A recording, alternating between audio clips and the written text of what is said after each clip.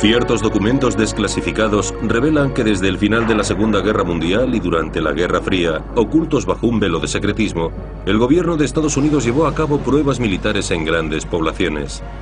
A finales de los años 40 y principios de los 50 se inyectaban sustancias radiactivas a pacientes mientras estaban hospitalizados. Mi padre nunca me lo dijo. Nunca supe que le había ocurrido eso. Los soldados fueron expuestos a la radiación para probar su actuación en una guerra nuclear. En la década de los 50, el ejército liberó bacterias y productos químicos en el mar, en el aire y bajo tierra. Averigüé que 3 de mis amigos que vivían al otro lado de la calle habían muerto de cáncer. Eran familias distintas. En 1995, un comité consultivo de la presidencia confirmó que durante más de 3 décadas, cientos de miles de norteamericanos se convirtieron sin saberlo en participantes de experimentos con humanos. It is a very, very important piece of America's history, and it will shape America's future. Experimentación humana.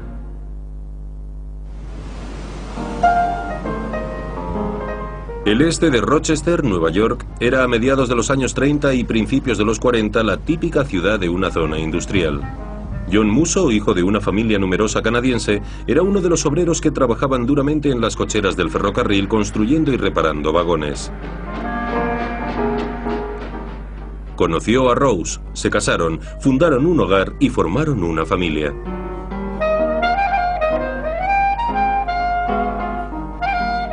Con los años, la salud de John se deterioró y le diagnosticaron la enfermedad de Addison, una disfunción crónica de las glándulas adrenales que le debilitó y le provocó manchas en el rostro.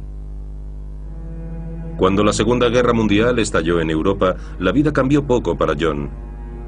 No sabía que el Hospital Strong Memorial, en donde le trataban como paciente externo, formaba parte de los esfuerzos de la guerra.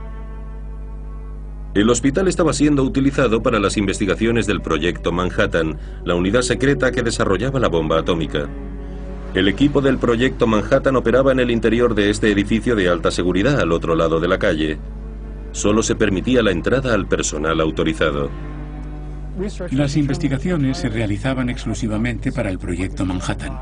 Tenían que ser determinadas por los científicos del proyecto que estaban aquí en Rochester y eran el resultado de las directrices que llegaban de Los Álamos o de Oak Ridge, donde estaba el director médico.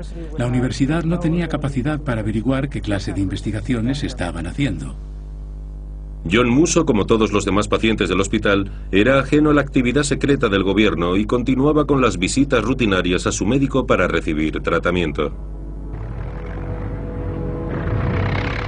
En 1945 terminó la guerra.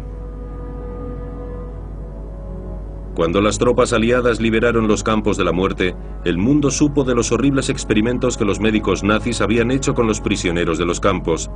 Experimentos que casi siempre terminaban con una cruel y dolorosa muerte. Eran criminales de guerra, y era evidente que esos médicos nazis deberían haber sido juzgados por asesinato. Pero los norteamericanos no solo querían condenarlos por crímenes de guerra, sino por crímenes de guerra cometidos en nombre de la medicina.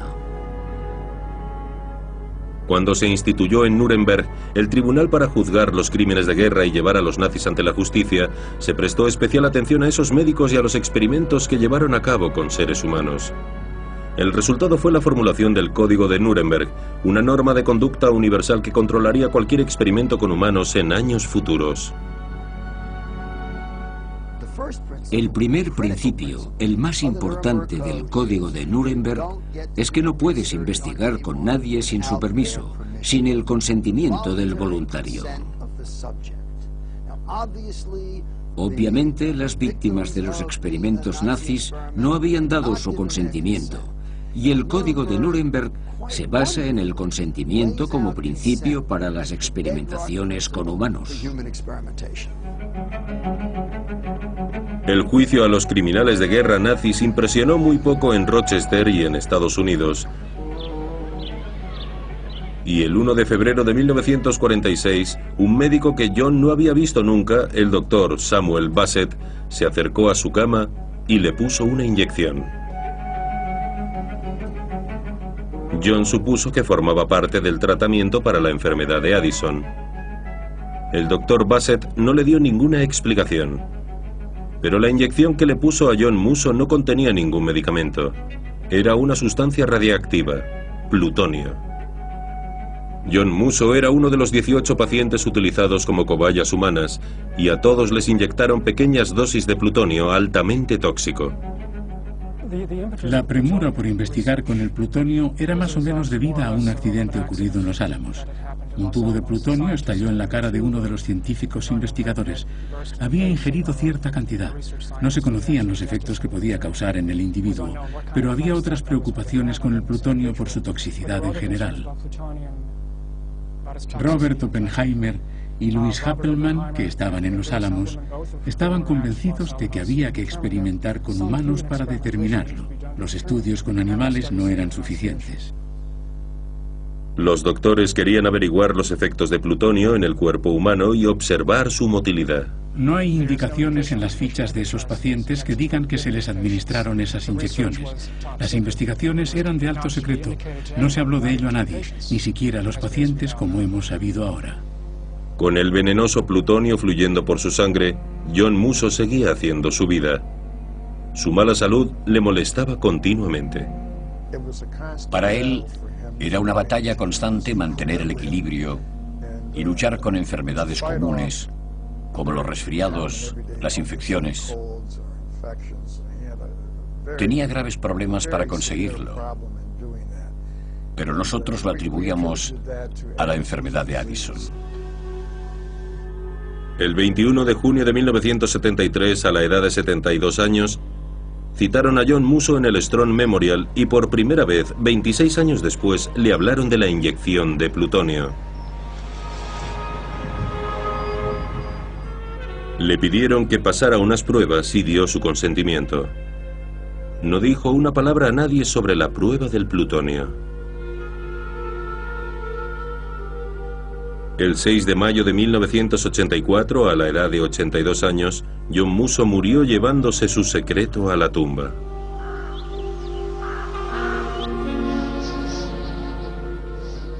Pero la historia no termina con él. Unos años después y a muchos kilómetros de distancia, Eileen Welsom, una reportera del Albuquerque Tribune, estaba investigando algunos documentos recientemente desclasificados. Estaba repasando los informes cuando vi una nota a pie de página. Decía algo sobre seres humanos a los que se había inyectado plutonio y me quedé atónita. Hay que pensar en el contexto en el que yo estaba viendo esos registros. Estaba sola en ese sótano polvoriento y esos informes tenían 40 o 50 años y todos hablaban de perros a los que se había inyectado o ingerido plutonio y que habían desarrollado tumores y toda clase de enfermedades y que habían tenido que ser sacrificados. Así que cuando vi esas referencias a seres humanos a quienes habían inyectado plutonio, pensé inmediatamente, Dios mío, ¿cómo pudieron hacer eso? ¿Qué les pasó a esas personas? Volví al periódico y la mañana siguiente hablé con el editor. Le dije, he encontrado una gran historia. Durante el proyecto Manhattan inyectaron plutonio a 18 personas. Y dijo, bueno, es un gran reportaje, pero no te hemos contratado para que investigues. Pero Eileen no se rindió. Durante los siguientes 5 años, lenta y concienzudamente continuó con su investigación y pidió más documentos desclasificados amparándose en el Acta de Libertad de Información. Conseguí varias carpetas. Había muy pocos documentos sobre el experimento y me dijeron que era todo lo que tenían. Pero entonces supe por otras fuentes que debían de tener grandes cantidades de información, aunque me lo negaron. Pasaron 5 años y finalmente Eileen descubrió los nombres de 5 de los 18 pacientes. Uno de ellos era un tal John Musso de Rochester, Nueva York. Buscó en la guía telefónica a todos los Musso de Rochester y empezó a llamarles. ¿Conocía algún John Musso en la zona? Debía vivir aquí por los años 70 más o menos y tendría unos 80 cuando murió. Padecía una enfermedad llamada enfermedad de Addison. ¿Cree usted que estaría dispuesto a hablar conmigo? ¿Y tiene usted su número de teléfono? Estaba atónito. No podía creerlo. Creo que fui grosero. No sabía nada de aquello. Y dije, ¿eso puede suceder en los Estados Unidos de América? ¿Cómo iban a hacerle eso a mi padre? Inyectarle esa sustancia. Fui rotundo y dije, no quiero saber nada. Fue un golpe tan duro que no podía pensar con claridad. Lloré. No podía soportarlo. No sabía qué pensar. Verá, mi padre nunca me lo dijo. Nunca supe que le había ocurrido eso.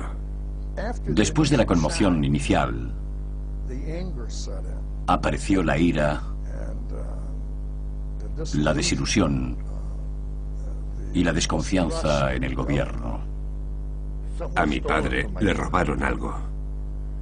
No sabemos qué oportunidades habría tenido de superar la enfermedad de Addison si no le hubiesen inyectado el plutonio. Me siento estafado.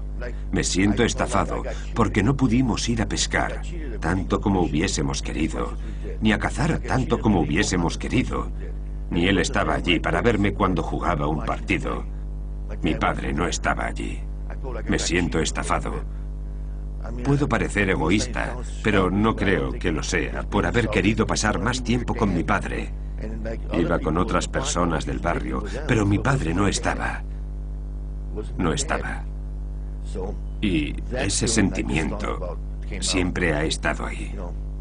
Si hubiese estado.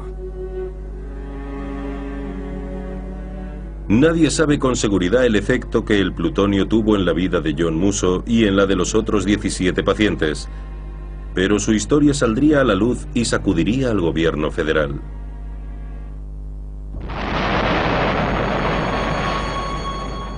Poco después del fin de la Segunda Guerra Mundial, el público estadounidense se vio arrastrado por el fervor de la Guerra Fría. Let's face it. The threat of hydrogen bomb warfare is the greatest danger our nation has ever known. Enemy jet bombers carrying nuclear weapons can sweep over a variety of routes and drop bombs on any important target in the United States.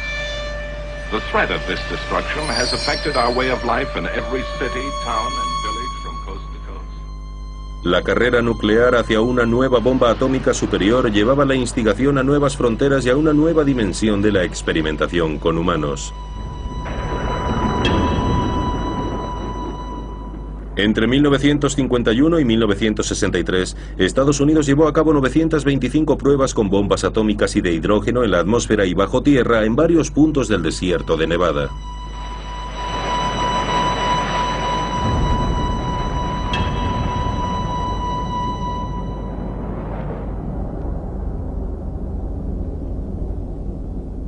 Se ha establecido por los registros gubernamentales desclasificados que en esas pruebas participaron 200.000 militares. Entre ellos, 3.000 servían en el lugar de las pruebas como sujetos de investigación. Los militares querían averiguar cómo actuaban las tropas en un campo de batalla nuclear. Casi todos eran soldados que seguían las órdenes de sus oficiales superiores. Muy pocos eran voluntarios.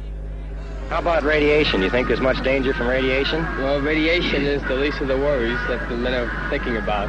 I think most people thought that radiation was the greatest danger, didn't they? Where did they learn different? We were, prior to our instructions here. We received a very thorough briefing before we even came in this close to contact with it. You feel that those instructions have given you confidence in your ability? Very much so.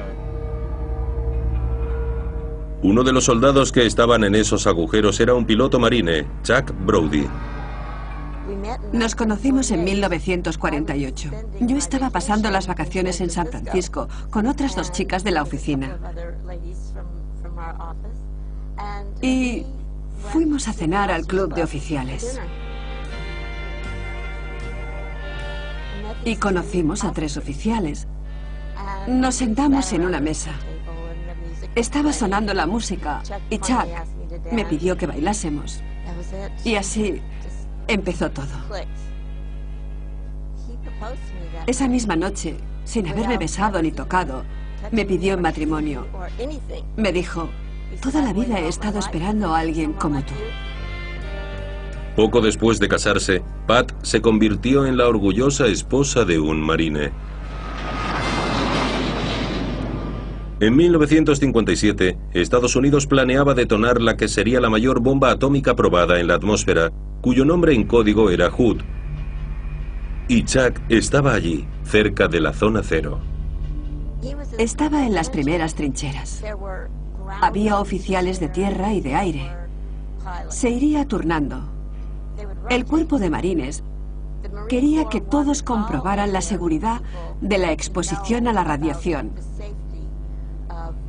Iban a la parte de atrás y le decían a la tropa lo seguro que era. Él no me contó nada. Había jurado guardar el secreto junto con los otros hombres. Les dijeron que si hablaban de la experiencia, serían acusados de traición. Pero la noche antes de la detonación de Hood, Chuck llamó a Pat por teléfono. Me dijo, levanta a los niños a las 4:30 de la mañana y mirad hacia el este. Veréis algo que nunca olvidaréis. Y vi a Hood. Vi una luz brillante en el cielo que se apagó lentamente. Esta es la única vez que he hablado de esa experiencia. En 1963 terminaron las pruebas nucleares en la atmósfera debido a un tratado de prohibición. Los soldados volvieron a sus bases y con sus familias. Con el tiempo, muchos se retiraron e iniciaron su vida como civiles. Los archivos sobre los posibles efectos de su exposición a la fatal radiación se mantuvieron en secreto. Era información clasificada sobre la lluvia radiactiva transportada por los vientos, el polvo, las nubes y la lluvia, que en los años 50 cayó sobre 50 estados.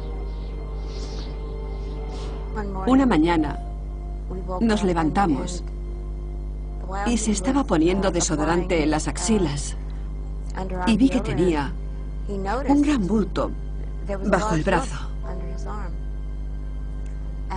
Inmediatamente fuimos al médico. Los médicos le hicieron pruebas que mostraron que Chuck sufría de una forma terminal de cáncer llamado linfosarcoma. El médico informó a Pat por teléfono. Por supuesto, no estaba preparada. No sabía qué hacer. Estaba sola en casa. Intenté pensar en cómo decírselo a los niños. Tenemos 4 hijos. ¿Cómo iba a decírselo a Chuck? Pero conseguí hacerlo. Volvimos a visitar al oncólogo y empezó la quimioterapia. Y los primeros 6 meses estuvo bastante bien. Luego empezó a decaer y murió a causa del linfoma. Yo estaba destrozada. Y mis hijos, su familia, sus hermanos y hermanas. Fue terrible. Una tremenda pérdida. Chuck estuvo expuesto a la radiación en 1957 y murió 20 años después. Pat esparció sus cenizas cerca de casa, en la playa del sur de California. Antes de morir, se puso en contacto con un abogado y esa fue la primera vez que Chuck me habló de que había estado expuesto. Junto con el abogado, Pat investigó la revelación que le había hecho Chuck sobre su exposición a la radiación. Conseguir el acceso a la información clasificada fue una angustiosa batalla con el gobierno federal. Pat estuvo años buscando y siguiendo los procedimientos legales para conseguir los archivos militares y médicos de su esposo. No estaba sola. Miles de familiares de los veteranos atómicos pasaron años pidiendo la desclasificación de los archivos del gobierno, intentando probar que eran merecedores de compensaciones. El gobierno está esperando que nos muramos todos. La mayoría de los hombres ya han muerto o están a punto de morir. Ya hay viudas que han fallecido. Todos somos viejos. Las mujeres no conocen toda la historia, no hay archivos. Y piden una compensación, una indemnización por incapacidad para los veteranos atómicos, pero dicen que lo prueben. Ellos tienen los documentos, nosotros no los tenemos. Ellos tienen las pruebas, nosotros no tenemos ninguna. Los militares temían que se desatara una guerra nuclear y también temían a una guerra biológica y química. ¿Y si los soviéticos liberaban una bacteria mortal sobre áreas densamente pobladas? ¿Y si lanzaban al aire productos químicos invisibles que mataran a miles de personas? La decisión se tomó en las altas esferas. Había que hacer pruebas. Bahía de San Francisco, California, año 1950. Durante 7 días de septiembre, el ejército simuló un ataque biológico a la ciudad. Documentos desclasificados del ejército revelan que en 6 de esos ataques se liberó una gran cantidad de una bacteria llamada Serratia marcescens, que lanzaron hacia San Francisco desde un pequeño barco de la Armada anclado en la bahía. Transportada por el viento, la bacteria se extendió por una amplia zona. El ejército quería saber hasta dónde podía llegar la bacteria. Estos mapas desclasificados de la prueba muestran la extensión del área que cubrió. El ejército decidió hacer lo que llamó Programa de Prueba de Vulnerabilidad, y durante un periodo de 20 años, entre 1949 y 1969, se llevaron a cabo cientos de pruebas sobre zonas altamente pobladas para ver los daños que podía causar el lanzamiento de gérmenes y ciertos productos químicos en una gran población. El ejército no liberó una gran cantidad de bacterias y además no eran altamente peligrosas como las que se usarían ahora como armas.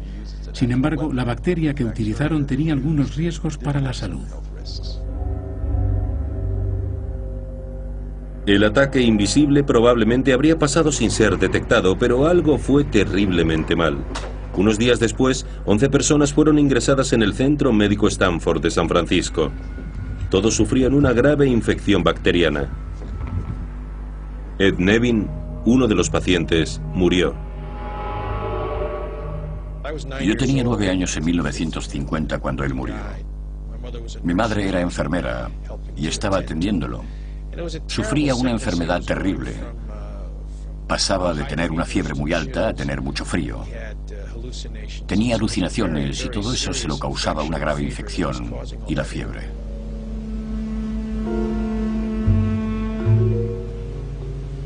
La infección por Serratia marcescens era tan inusual que 3 de los médicos y los científicos del hospital escribieron un artículo sobre ella. En la época, los médicos no sabían que el ejército había hecho esas pruebas unos días antes, utilizando ese tipo de bacteria. El artículo científico se publicó en octubre de 1951 en el Journal of the American Medical Association, aunque fue leído por muy pocos. Sin embargo, el ejército vio el artículo y un grupo de 4 científicos militares revisó el caso. Terminaron unos meses más tarde, y su conclusión fue muy extraña. Dijeron que la bacteria liberada por el ejército y la bacteria que causó las infecciones no eran de la misma cepa o de la misma naturaleza, y que aparentemente no había coincidencias. Fue una auténtica falacia.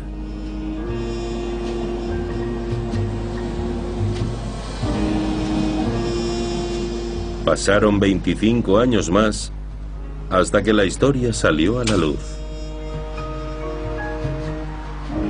El 22 de diciembre de 1976 estaba en la estación de Bart y llevaba el periódico de la mañana.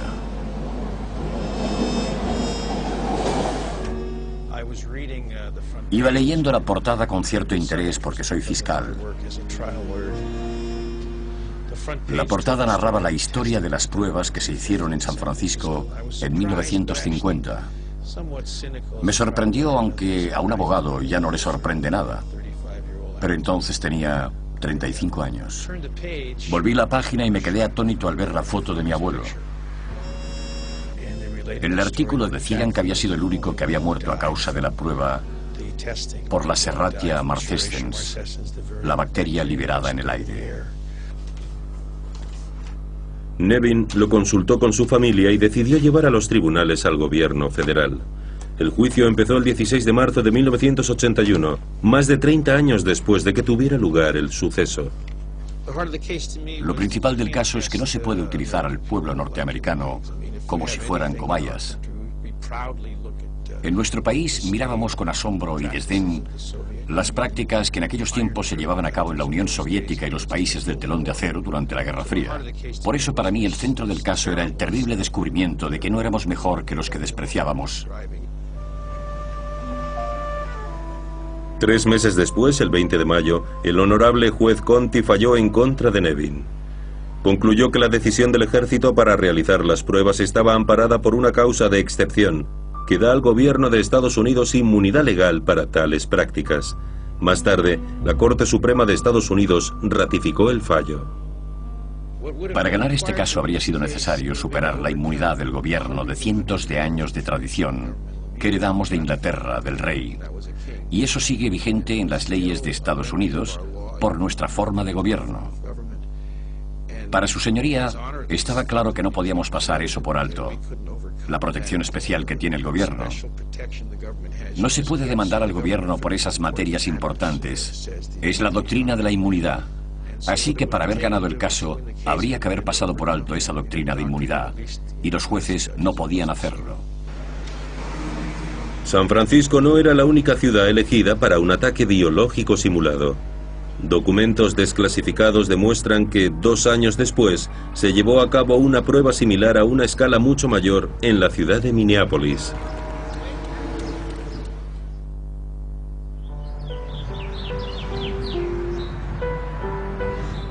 Esta es la casa en la que me crié. Está en el 29 de la avenida Clinton. La escuela está detrás de mí, más o menos a 1,5 manzanas. Yo estaba jugando en el patio y todos mis amigos estaban en el vecindario. Era un barrio de clase media, de gente trabajadora. La mayoría de nuestras madres estaban en casa. Eran las típicas amas de casa. Los padres estaban trabajando. Y nosotros salíamos y entrábamos continuamente en todas las casas. Corríamos y hacíamos las cosas de los niños. Era un barrio muy agradable y seguro.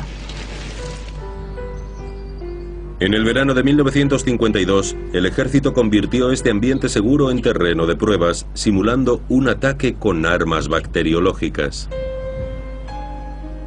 Durante un periodo de 3 meses, desde las 8 de la mañana hasta medianoche, cientos de efectivos militares rociaban Minneapolis con sulfuro de zinc y cadmio. El sulfuro de zinc y cadmio es un material totalmente sintético. Fue creado específicamente con el propósito de hacer ese tipo de experimentos, ya que era totalmente diferente a cualquier otra sustancia que hubiera en el aire. El polvo era lanzado al aire desde camiones que circulaban por las calles y desde los tejados de las áreas comerciales y residenciales. El ejército monitorizaba hasta dónde llegaba y dónde caía al suelo. Nadie se libraba a la exposición a las partículas de sulfuro de zinc y cadmio, y la escuela primaria Clinton, que ya no existe pero era parecida a esta, era uno de los objetivos del ejército para liberarlo día tras día.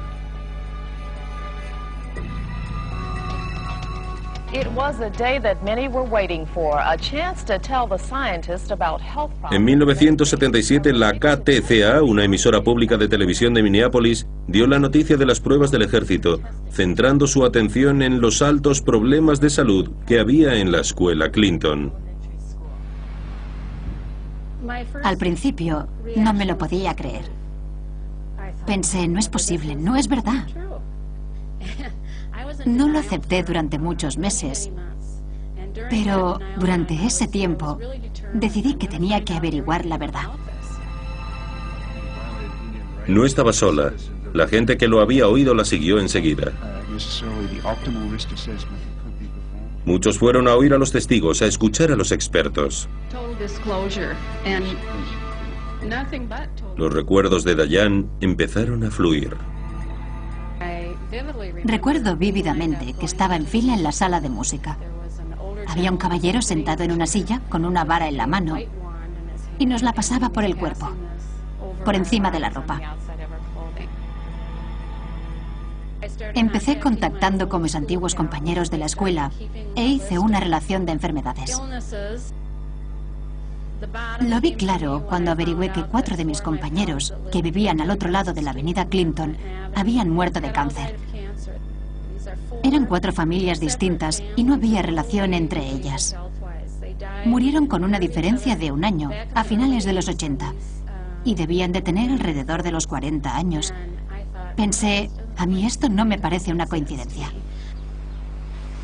Durante la búsqueda de documentos desclasificados, Dayan averiguó que médicos del ejército estuvieron en la escuela Clinton al año siguiente, en 1953. Descubrieron un alto porcentaje de asma, problemas respiratorios y algunos casos de neumonía.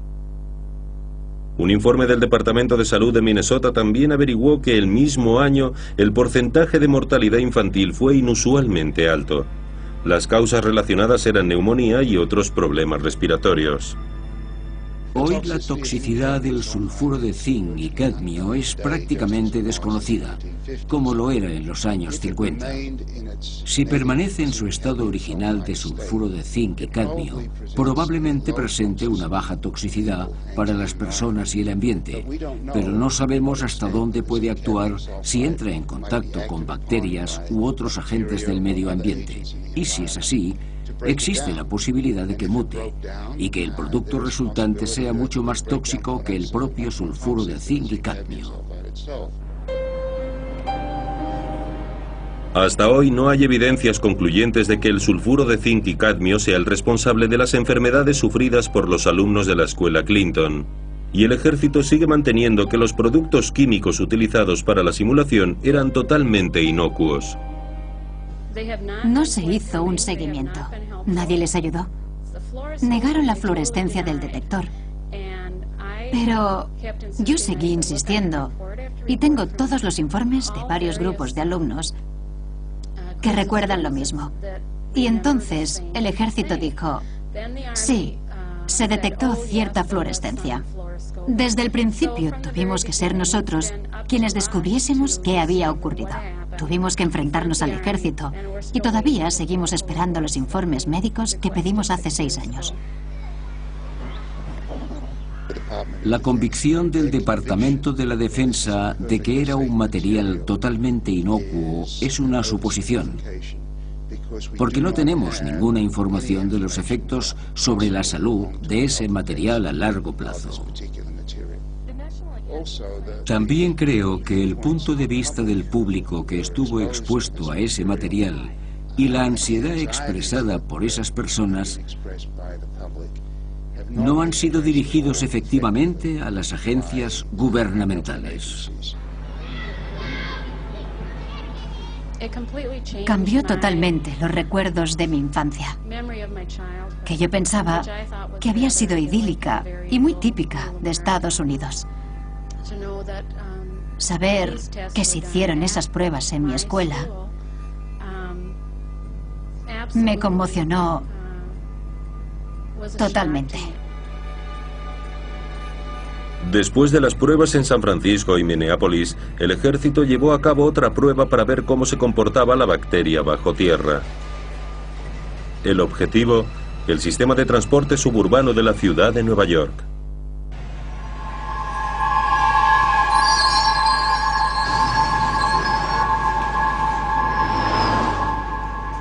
Durante un periodo de 3 días del verano de 1966, agentes del ejército vestidos de paisano simularon un ataque bacteriológico al que eran ajenos los usuarios de la estación del metro de Broadway. En sus maletines los agentes llevaban lo que parecían bombillas corrientes, pero cargadas con bacterias llamadas Bacillus subtilis variant niger, un microorganismo no tóxico. Los agentes entraron en la estación del metro y esperaron a la confusión de la llegada del tren. Cuando el tren entró en el andén, los agentes abrieron discretamente sus maletines, sacaron las bombillas y las lanzaron al suelo, liberando las bacterias en el aire.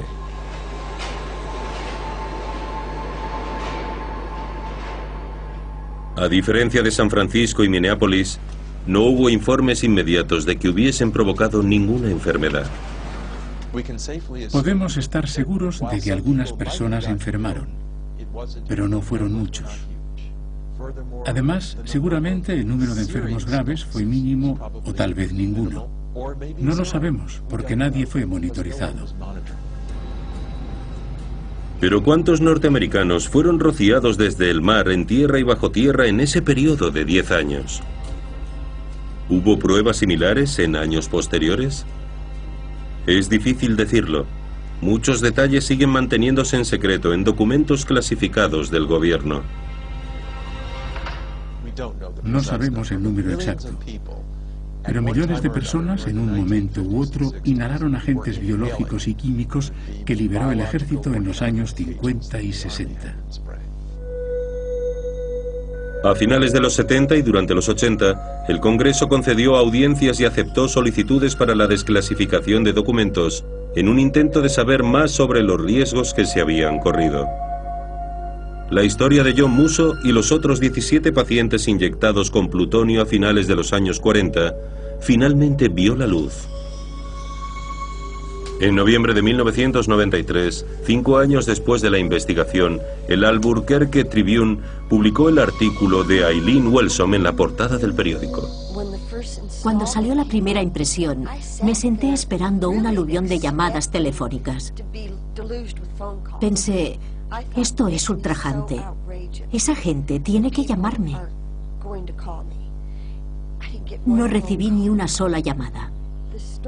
La historia no impactó hasta que Hazel O'Leary la mencionó en una conferencia de prensa en la ciudad de Washington.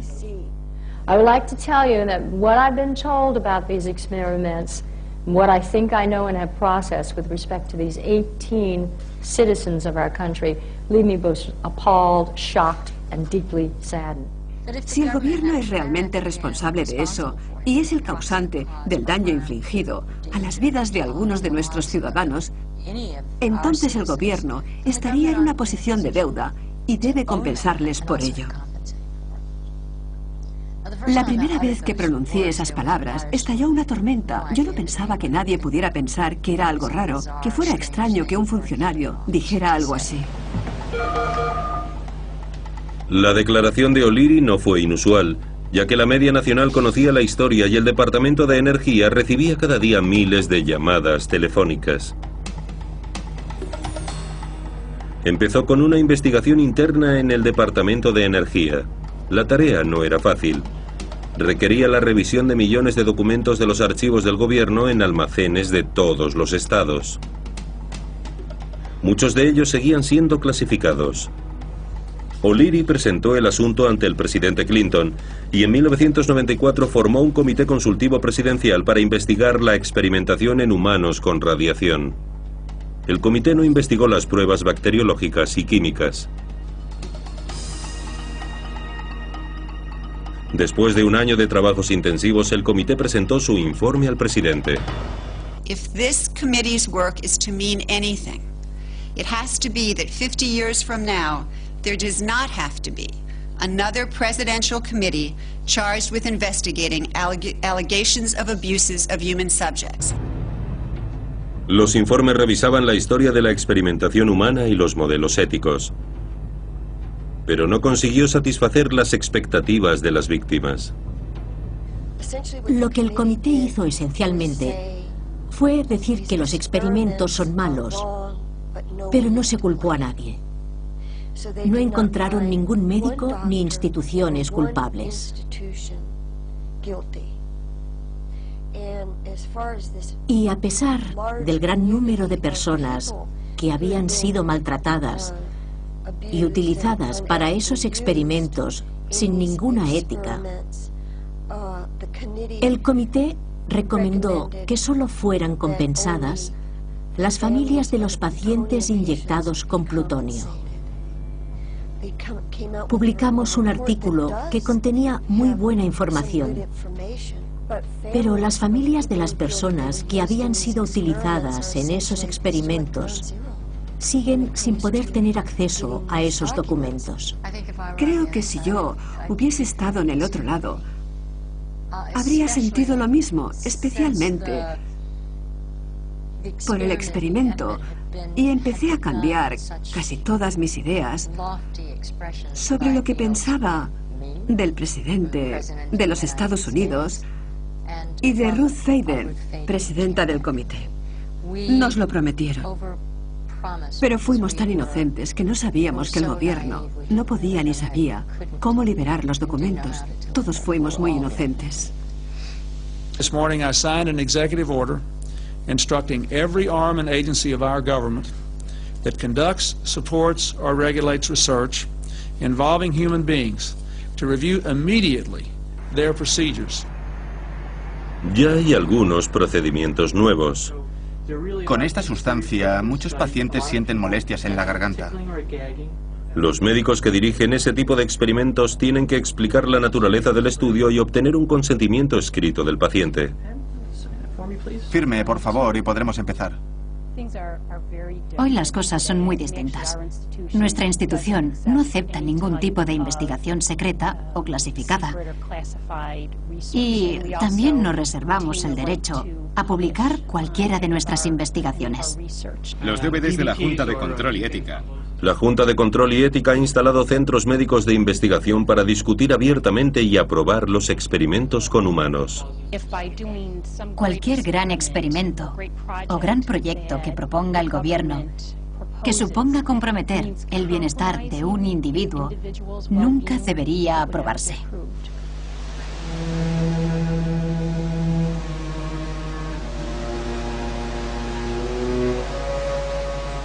So today, on behalf of another generation of American leaders and another generation of American citizens, the United States of America offers a sincere apology to those of our citizens who were subjected to these experiments, to their families, and to their communities.